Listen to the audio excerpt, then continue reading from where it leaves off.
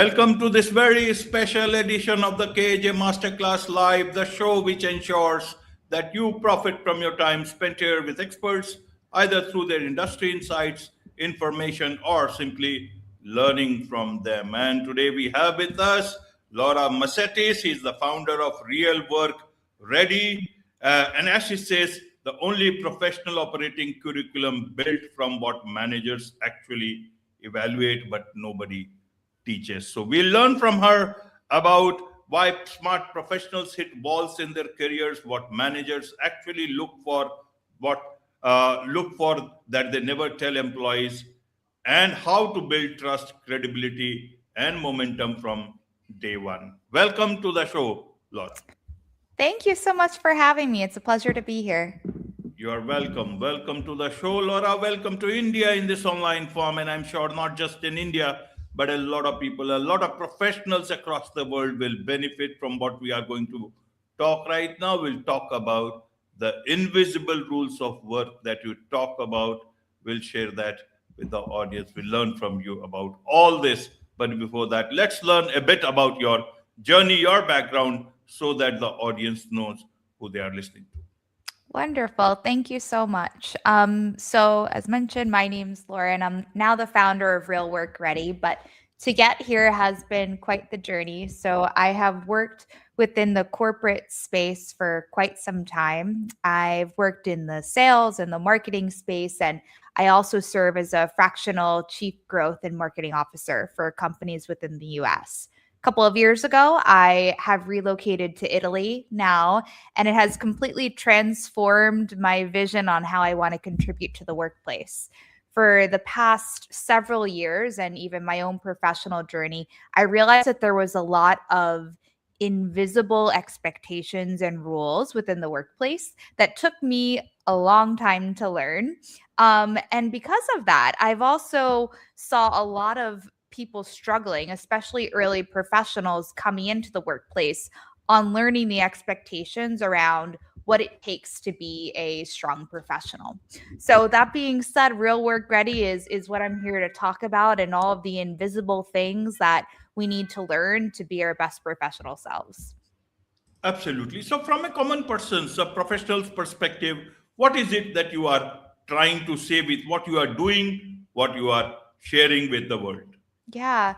So there is a big gap between what you learn within school, within university, within high school, whatever it is, and then jumping into the workforce. And what I'm positioning is that there is an operating layer within that that talks about how you show up, how you communicate, and how you could be relied on as a professional. And what I'm doing is really creating a framework on how that could be really formalized in a way that people can act against it instead of just unspoken systems. So how you communicate, how you show up, and how you can be relied on within the workplace are those three key principles that matter. Absolutely. So, tell us, how did you come to know about these invisible rules? When did they become visible to you, as well as they are still invisible to a lot of the world? Tell us. So, you mentioned about it, but I want it to be much more specific for the audience's Sure. understanding, so that they can also see things which are invisible the way you saw them. Yeah, absolutely. So I think I made a lot of mistakes. A lot of mistakes. For example, early in my career, I had no idea how to communicate with my manager, how that interaction worked, how to support my team, work with my team, how to manage higher ups and how to communicate with them, how to follow through on my projects, what it was to be professionally present, to communicate professionally. Uh, all of those kind of softer things that you simply learn through experience, right? One of the simple examples that I have is the difference between the communication methods and when to use them. So now we have Slack, we have Teams, we have email, we have in person. When to use what was one of those simple things that I needed to navigate. And a lot of times I screwed up. I would start writing my manager questions in the middle of the day, but that's not the best most effective way to do that. So it's a lot of mistakes on my end were were what brought me to kind of needing to realize that there was something to solve for. Absolutely, absolutely. So when you say that you saw capable people falling silently Yeah. inside organizations, was it Mhm. because of these invisible rules? Why is Yeah. it that in this age of transparency, things are still so much invisible within organizations? That's a really good question as far as why it exists. I don't know if I have an answer for the why, but what I will tell you is I've been it part of performance reviews, conducting them for hundreds of professionals myself, been on the receiving end of performance, and there is an underlying theme that there are plenty of hardworking, smart, intelligent people, but there was a gap between how they were perceived within performance reviews. Those smart, intelligent people, you could give them a project, they could follow through on the project and provide it back to you. However, when you are growing up within the professional system, there is a need for transparency. There is a need to communicate your progress, the actions that you've taken. So, a lot of times, professionals aren't making their steps visible and aren't promoting their work in a proper way that managers can say, that's someone that I want to have on my team. That person deserves a promotion.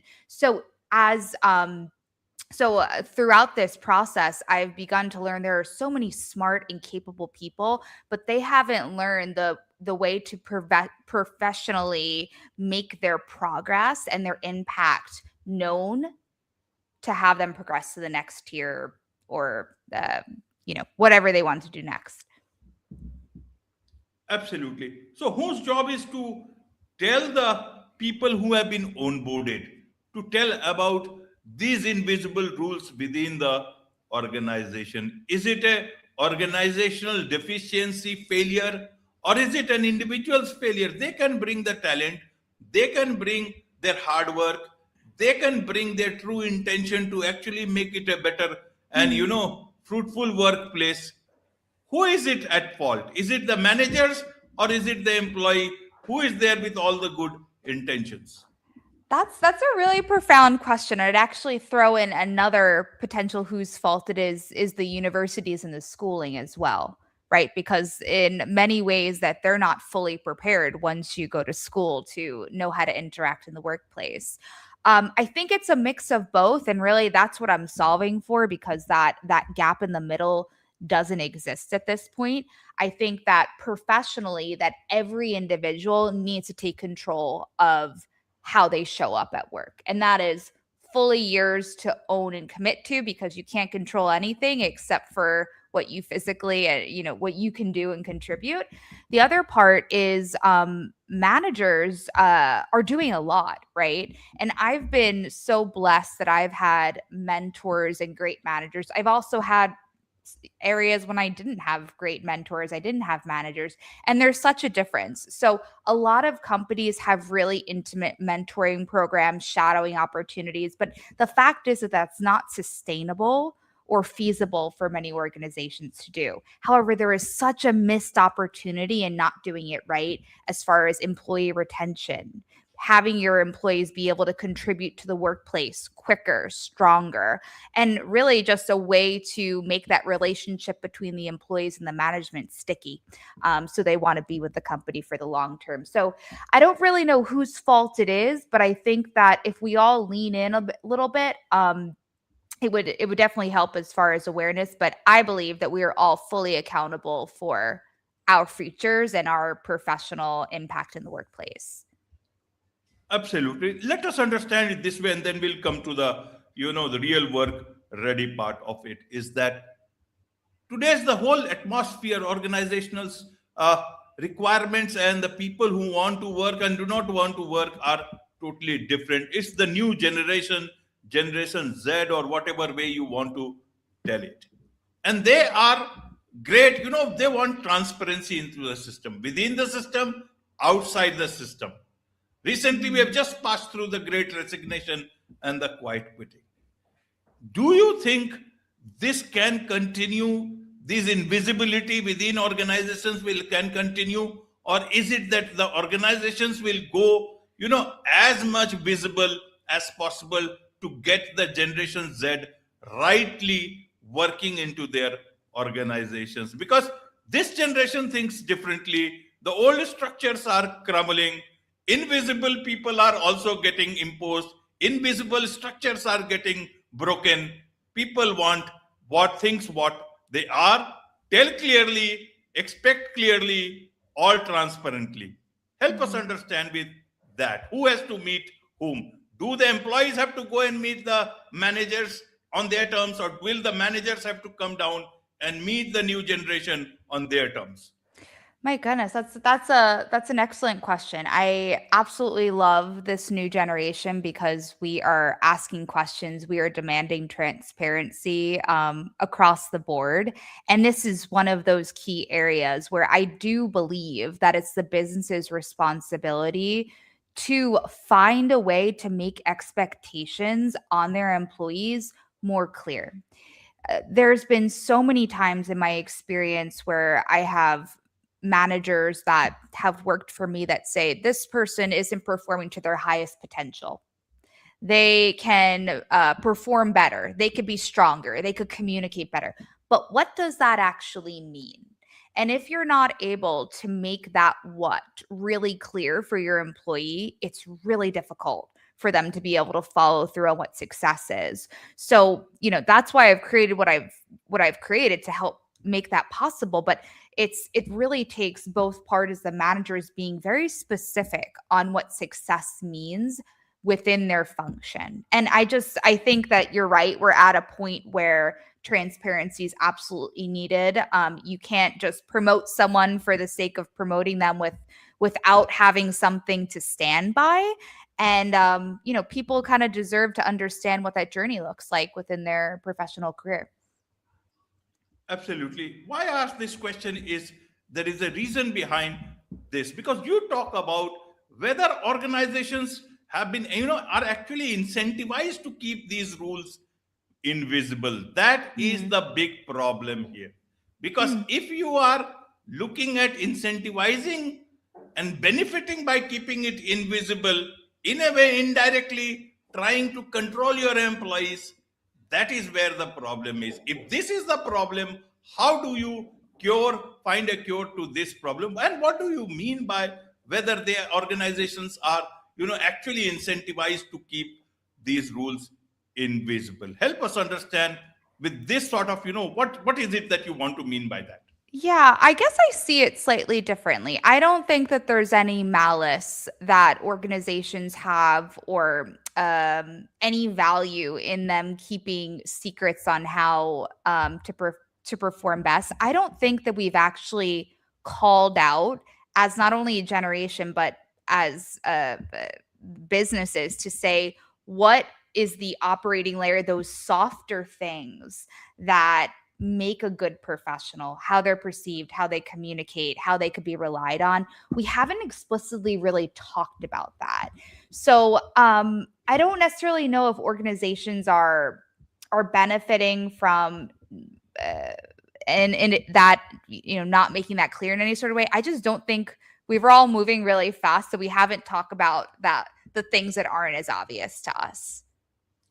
Absolutely. Maybe not organizations. But what about managers who are micromanagers, who want to control things? And when things are not very visible, things are not clear, it means people will come to you again and again. Then there you will want more sycophancy, people who will, say yes to everything because nothing is clear. You can, interpret them as you want to be. How does that look like in terms of possibility, probability? Yeah, that's a good question. So I'd say that you're always going to have micromanagers, always, right? It's a personality type. I've been guilty of it plenty of times within my past. I'm working on that. But I think what micromanaging comes down to, or managers that have intense oversight, is they are lacking some sort of reliability in the employee, trust, and follow through. So instead, I turn that around into how can the employee do a better job of being transparent, being communicative, and being clear with their management team in order to make their job a lot easier and avoid them from following up constantly. So I think that there is a lot more ownership that the employee can have in the system in order to really control that micromanaging behavior. Absolutely, Laura. Let's understand it from one more point of view angle is that remote work. A Mm, lot of this today's time, people are working from home. People are getting good talent across geographies, and that is leads to remote work. yeah. How do they understand to be a very good employee with these rules which are so invisible? At That least within the office, there is something to relate to. Outside it, you are in no man's land. Help us understand from that point. Yeah, that's really interesting, right? And we've had this balance of everyone working in the office, then COVID happened, and now I think we're back inside of this hybrid model. I'll tell you that it's hard, and that is how I started my career, was fully virtual as well. So it really takes a lot of opportunities that employees seek out to have in-person interactions as much as possible. So that is with clients potentially, if you're in a sales or a client facing role, forcing yourself to get experience in that capacity is so critical.